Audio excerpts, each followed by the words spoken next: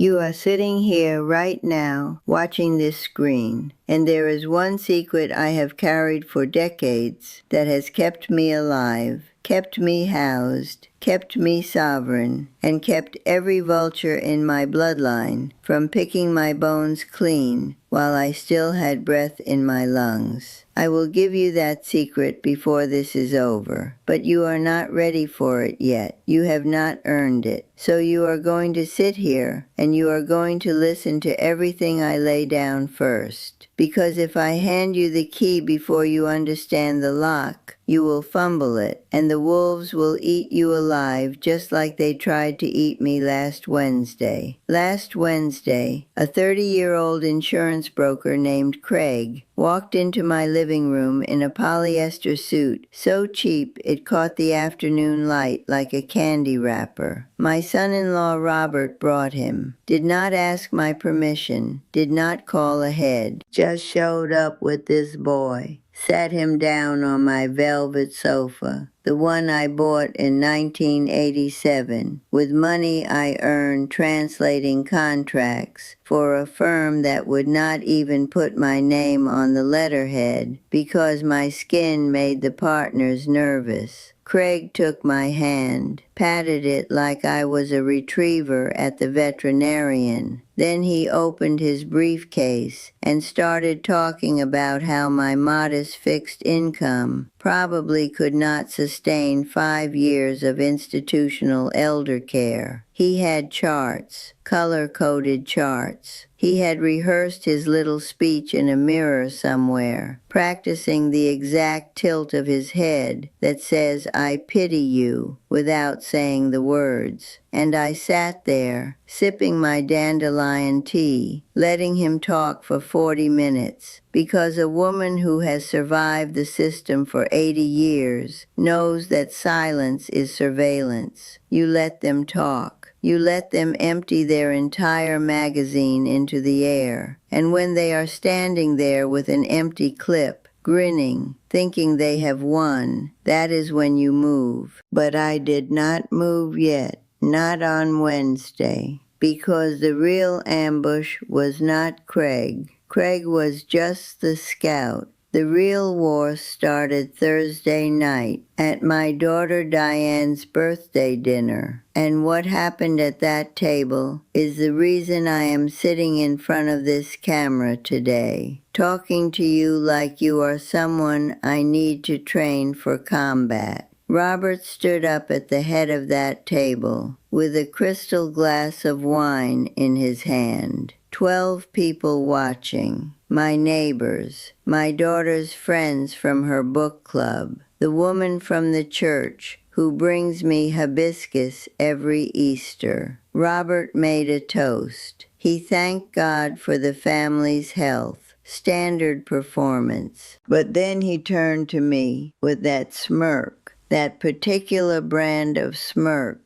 that men wear when they believe they have figured out where you rank. And he said something about how Grandma Ruth, bless her heart, fighting the good fight on her fixed pension, at least does not have to worry about the stock market cutting into her luxuries since she lives so simply. He said it like a joke. The table laughed. He looked around the room collecting his applause, like a man depositing coins in a slot machine, feeding his own broken ego one chuckle at a time. And my daughter, my own Diane, the child I carried for 9 months while working double shifts at a textile plant, where the foreman called me girl, until the day I quit. Diane looked at me with a smile so full of pity it could curdle milk, and she announced, loudly, that they could all chip in to help with my property taxes if things ever got tight. She said the house was old. She said old houses cost money. She said it like she was talking about putting down a dog.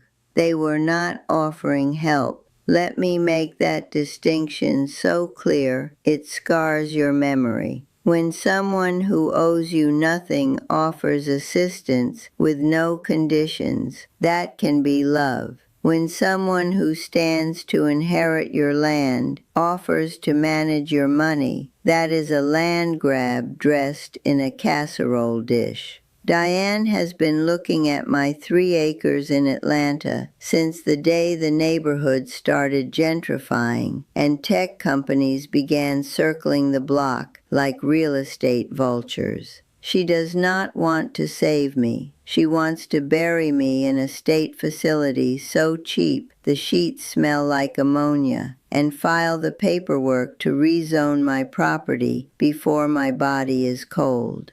Now, before I show you how I locked them out permanently, you need to understand the lie they have been feeding you your entire life. Because if you do not understand the machinery, you cannot dismantle it. The first thing the system teaches black women, specifically black women, is that your value is measured by your visibility. They tell you to be loud about your success. Post it, announce it, show the world you made it despite the odds. And on the surface, that sounds like empowerment, but it is a trap. Every dollar you reveal becomes a dollar someone plans to redirect. Every asset you announce becomes a target. The financial predator class, and I am not just talking about corporations, I am talking about your cousins, your children, your church deacon. They depend on your transparency. They need you to show your hand so they can calculate their cut. The moment the world presumes to know the bottom of your pocket, your respect evaporates. You are no longer a person. You are arithmetic. You are a cost-benefit analysis waiting to be liquidated by people who will cry real tears at your funeral and drive home in cars your money paid for.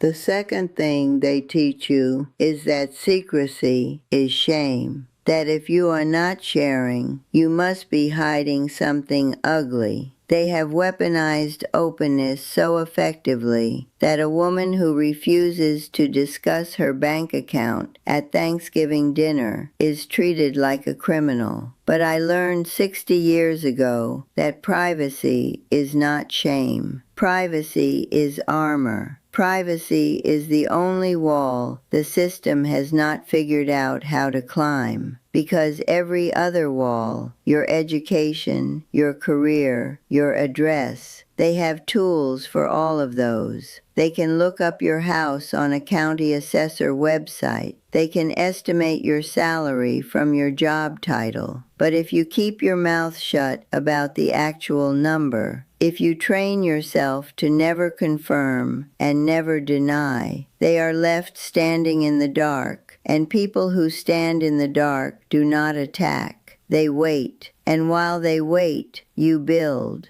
The third thing, and this is the one that almost killed me, is the lie that family deserves financial intimacy. They do not. Blood does not earn the right to your balance sheet. Shared holidays do not earn the right to your portfolio. I love Diane. I carried her. I raised her. But love and trust are not the same currency. And the moment I confused those two, the moment I let slip at a family barbecue 12 years ago that I had begun investing in commercial real estate, that was the moment Robert's eyes changed. He started showing up more often. He started fixing things around my house that did not need fixing. He started calling me Mom. A man who had called me Mrs. Carter for 15 years suddenly found tenderness in his vocal cords. And I knew right then that the information I had released was circling back toward me as a weapon. But you want to know what happened on day 4. You want to know what Diane brought to my library. She walked in with a manila folder and a smile so rehearsed it belonged on a mannequin. Inside that folder was a deed transfer document. She wanted me to sign my house over to Robert's name.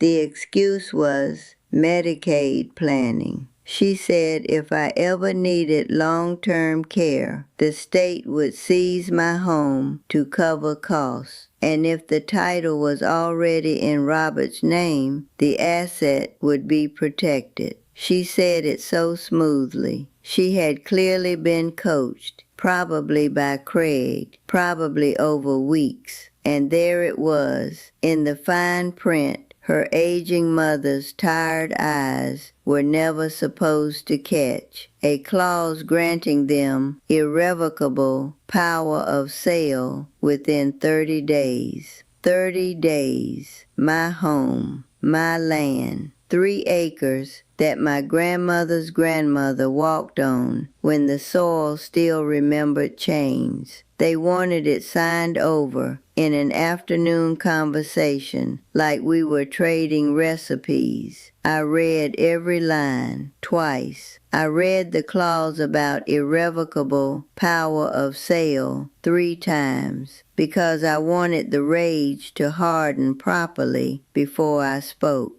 There is a difference between hot anger and cold anger. Hot anger makes you scream and lose. Cold anger makes you smile and win. I chose cold. I folded the document, slid it back across the desk, and told Diane I would think about it. She looked relieved. She reached for my hand across the table. I let her take it because a general does not reveal the battle plan to the enemy during the handshake. She thought thinking meant yes. She walked out of my library humming a song, already calculating which contractor she would call to subdivide my land. She does not know me at all. Now here is where I need you to pay attention, because this is the architecture of the counterstrike. And if you are done being the family doormat, if you are tired of being the one everyone assumes is broke because you do not drive a European car or wear logos on your body, type strength in the comments, because what I did next is the blueprint for reclaiming your position. Day 5. I called Robert and Diane to my study. The room was dim. I sat behind my oak desk, the one I bought at an estate auction for a judge's widow in 1994. I did not raise my voice. I did not cry. I did not beg for respect, because begging is the obituary of power. Instead, I slid a leather portfolio across the desk. Inside was a commercial audit report for a Class AAA corporate building in downtown Atlanta's business district. Robert picked it up like it was junk mail, smirking, asking why Grandma was reading real estate brochures. Then his eyes found my full legal name at the top of the document as the sole controlling partner of the proprietary trust. His smirk collapsed like a bridge with rotten cables. Diane's hand went to her mouth.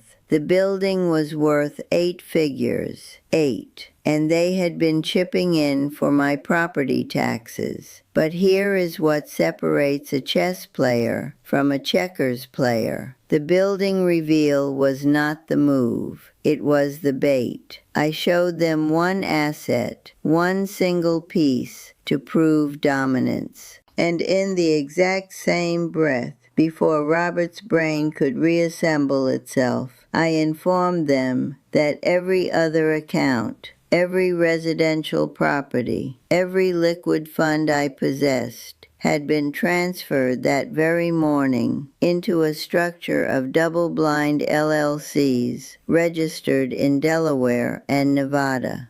The assets were now managed by a third-party fiduciary firm with no familial connection. They could not find them. They could not trace them. They could not petition a court to reveal them because the structure was legal, airtight, and designed by an attorney who charges more per hour than Robert earns in a week. Then I had that same firm send Diane a formal notice. The letter stated, in language so cold it could freeze a courtroom, that any future attempt to offer unsolicited financial assistance, suggest the signing of documents, or imply cognitive decline in relation to my financial decision-making would be classified as elder psychological harassment under Georgia state law. If they mention money in my presence again, a clause in my updated will would activate automatic total disinheritance, redirecting 100% of the estate to a historical preservation foundation. Every cent, every acre, every brick. The room was silent for 11 minutes. I counted every one of them on the clock my late husband built with his own hands. Robert's jaw worked, but no sound came out. Diane's mascara ran 2 black rivers down her face. Neither of them asked how. Neither of them asked when, because the answer to both questions was the same. While you were busy pitying me, I was busy outmaneuvering every assumption you ever made about a black woman with silver hair and quiet shoes. Robert left without finishing his coffee. Diane cried in her car for an hour. I watched from my library window, standing in the exact spot where I had signed the trust documents 6 years earlier, and I felt nothing but the ancestral peace of a woman who had finally locked the vault and swallowed the key. You want to know why I sleep 8 hours a night while Robert pops antacids like candy and Diane swallows pills to manage the anxiety she pretends does not exist? It is because secrecy is medicine. When you stop leaking your financial reality to parasites, your entire biology recalibrates. My cortisol levels are not spiked by defending myself at dinner tables. My inflammation markers are not elevated by the chronic stress of watching relatives calculate my net worth behind their eyes. I protect my fortress with silence, and that silence lets my body heal instead of fight. I drink my turmeric every morning. I read balance sheets instead of gossip columns, and the energy that other women my age waste on managing the expectations of their ungrateful families, I pour directly into compounding my empire, where no one can see it and no one can touch it. Now I promised you a secret at the beginning of this, the one I have carried for decades. Here it is. Write it on your bones. The secret is not what you hide. It is what you stop confirming. I never once lied to my family about my wealth. I never said I was poor. I never said I was rich. I simply stopped answering the question. When Robert joked about my pension, I sipped my tea. When Diane suggested I downsize, I changed the subject. When Craig waved his charts in my face, I thanked him politely and showed him the door. I gave them nothing, no number, no denial, no confirmation. And in that vacuum, in that deliberate absence of information, they built their own story. They decided I was broke because it comforted them, because a broke old black woman is manageable, predictable, controllable. They wrote a fiction about me, and I let them live inside it until the day I needed to shatter it. The silence was never weakness. The silence was the loaded weapon I chose not to fire until the exact second it would cause maximum structural damage to their assumptions. That is the lesson. You do not owe anyone a window into your vault. Not your children, not your spouse, not your siblings, not your pastor, not the tax preparer your nephew recommended, who asks too many personal questions over lunch. You build in darkness, you compound in silence, You move without announcement. And when the day comes that someone sits on your sofa and pats your hand like you are a charity case, you have the option, not the obligation, the option to open one drawer of the vault, just enough to show them the fire, and then you close it again and let them spend the rest of their natural lives wondering how deep it goes. I am 80 years old. My skin has weathered every storm this country manufactures for women who look like me. My bones remember Jim Crow. My hands remember the texture of pay envelopes that were lighter than the white woman standing next to me doing the same work. And through all of it, through every decade of the system grinding its boot against my throat, the one thing they could never take was the number I refused to speak. That number is mine. It was always mine. And when I die, the lawyers will reveal it, and this family will learn that the woman they pitied could have purchased their entire zip code and still had enough left to endow a scholarship in her grandmother's name. That is not revenge. That is architecture. That is what it looks like when a woman builds a cathedral in a room that no one else has the key to. That is what 80 years of walking through fire teaches you. Not how to avoid the flames, but how to carry the fire inside your own chest and use it to forge walls that no bloodline, no system, no smirking son-in-law with a leased sedan and a maxed credit card can ever breach. So I am going to ask you one more time. What is the most condescending thing someone has ever said to you because they assumed your pockets were empty? Tell me in the comments, not because I need to hear it, but because the moment you name it out loud, you strip it of the power it has been holding over you in silence. Name it, then lock your vault, and never let anyone near the combination again. That is the legacy. That is the only inheritance worth protecting. Not the money itself, but the unshakable, immovable, terrifying sovereignty of a woman whose true balance sheet is known only to God and her attorney.